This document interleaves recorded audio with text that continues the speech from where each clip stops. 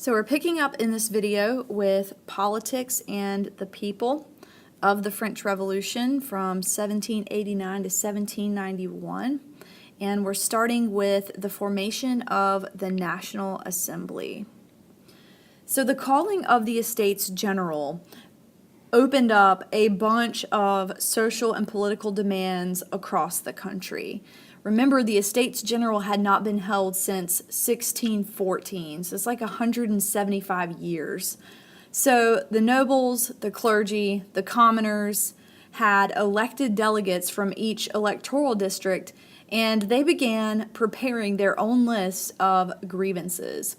And even though these elected representatives from the different estates had very different political backgrounds and viewpoints, the petitions for change were very similar.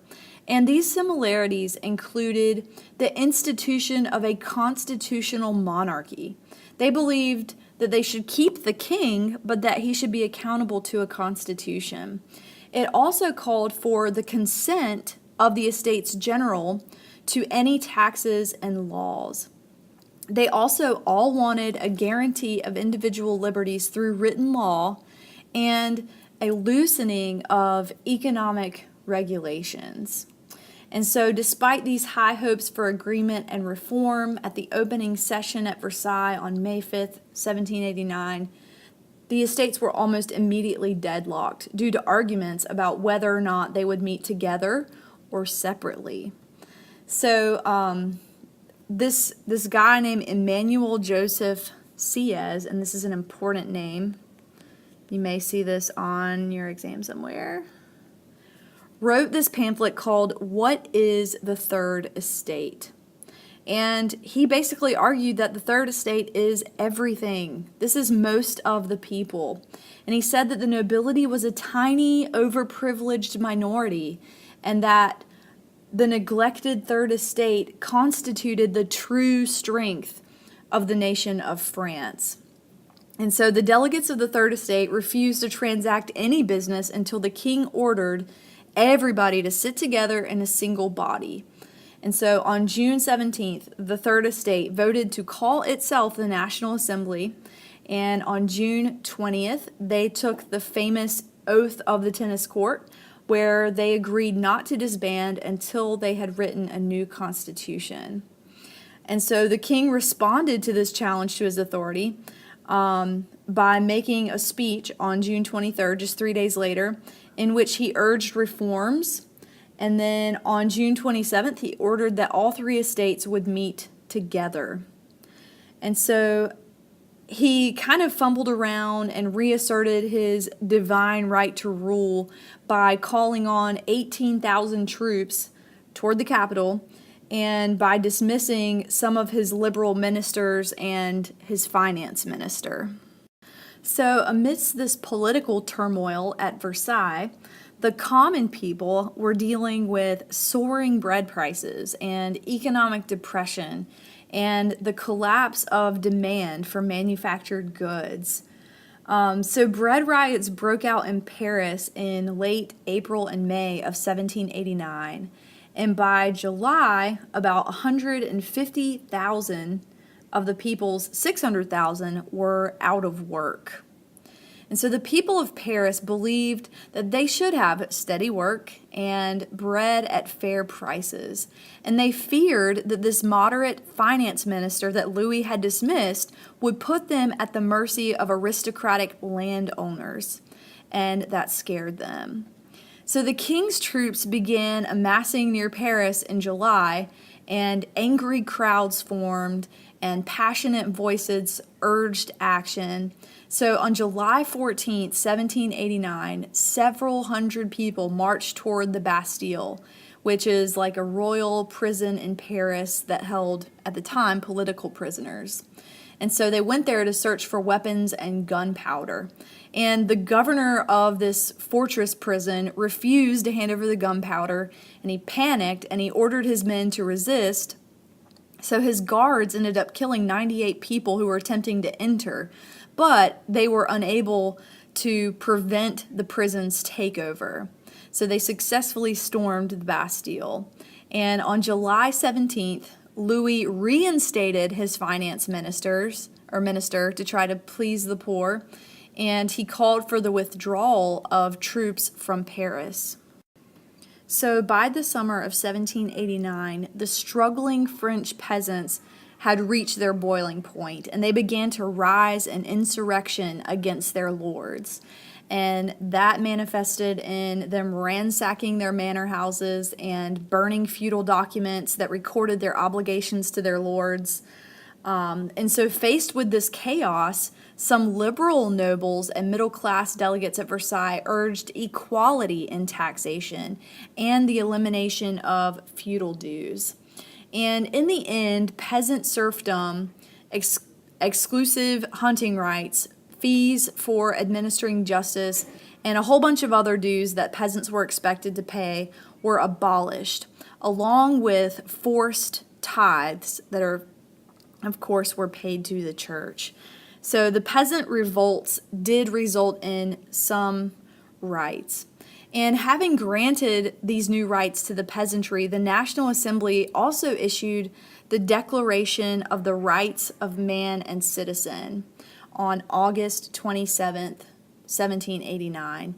And this simply guaranteed equality before the law, representative government for a sovereign people, and individual freedom. Parisian women march on Versailles.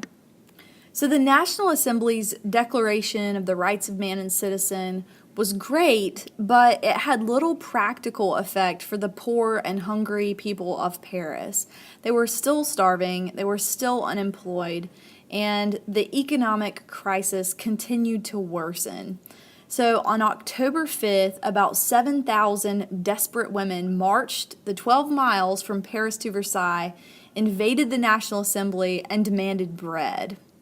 And the women invaded royal apartments, they killed royal bodyguards, and they furiously searched for the Queen, Marie Antoinette, who probably would have been killed except for the intervention of Lafayette and the National Guard. A constitutional monarchy and its challenges. So the day after the women marched on Versailles, the National Assembly escorted the king to Paris as the crowd had demanded. And under middle-class leadership, the National Assembly abolished the French nobility as a legal order and pushed forward with the creation of a constitutional monarch. Again, the idea that the king would be accountable to a constitution. And Louis XVI had no choice but to agree to accept it, which he did in July of 1790. So in the final constitution, the king remained the head of state, but all lawmaking power resided in the National Assembly, which of course was elected by the wealthiest half of French males. Although the Constitution broadened women's rights a little bit, women generally were not allowed to hold public office or even to vote. So in September 1791, Olympe de Gouges, and I'll put her name here so you can write it down, published her Declaration of the Rights of Woman, which was a direct challenge to revolutionaries to respect the ideals of the Great Declaration.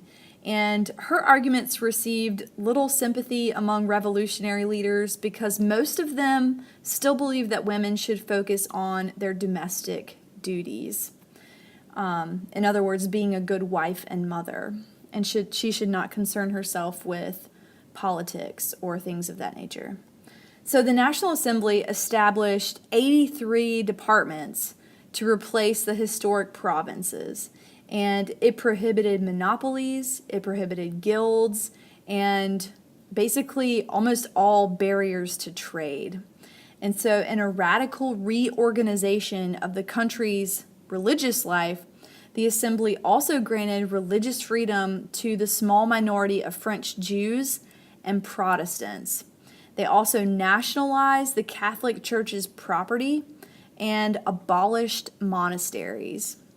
And so the government used all this former church property as collateral to guarantee a new paper currency that would hopefully strengthen the economic situation in France. And the new paper currency was called the Assignots, maybe. I probably messed that up. But peasants eventually were able to purchase small pieces of property, which actually strengthened their attachment to this new revolutionary order. Unfortunately, the assembly miscalculated when it established a national church and required the Catholic clergy to take an oath of loyalty to the new government. They were underestimating the power of the Pope.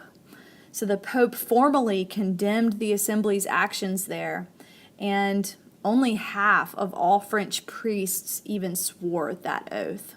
So the attempt to remake the Catholic Church upset many sincere Christians and really sharpened the conflict between the educated classes and the common people.